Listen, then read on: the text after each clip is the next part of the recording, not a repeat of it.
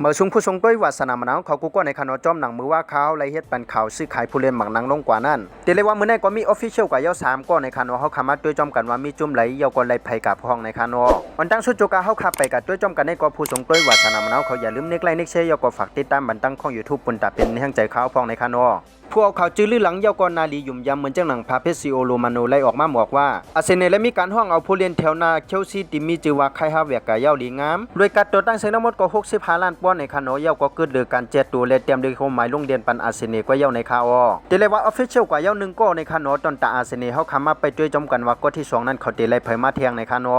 ห่างกันหลายชั่วโมงก็ในขนมมือว่าในกอมานซิตี้ก็มีการห้องเอาผู้เล่นแถวกลางของเชลซีที่มีชื่อว่ามาติโอคูวาสิกมาเยาหลีงามโดยการตัวตั้งเชิงทั้งหมดก็เป็น30ล้านปอนด์ในคาโนเกิดเดือการเจ็ดตัวเลยเยาก็เตรียมด้วยความหมายการลงเรียนปันมานซิตี้กว่าเยาในคา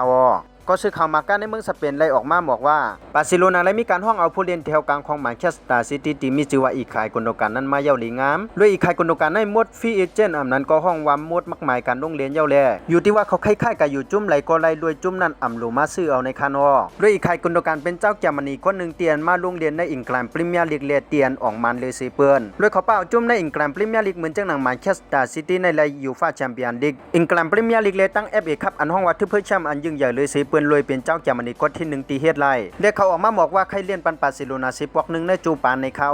เขาไล่ตกลงไล่ใจปุ่นแต่เลียนปันบาร์เซโลนา2ปีเลยต่อออปชั่นทั้ง1ปีในคาว่าคาดังชนะหมดก็มีจังหนังในคานไว้มีข่าวคืบหน้าจึงในเขาจ่องเอามารายงานนี้ให้ผู้ชงด้วยวัสนามน้องเขาฮู้กว่าจำกันในคานสังเกตว่าเกี่ยวด้วยชงด้วยลองข่าวสารน้องไผ่ได้ในก็อย่าลืมนึกไลค์นึกแชร์ก็ฝากติดตามบันดังของ YouTube ข่าวสารน้องไผ่เต้าข่าวพองในคานไม่ชงค่ะ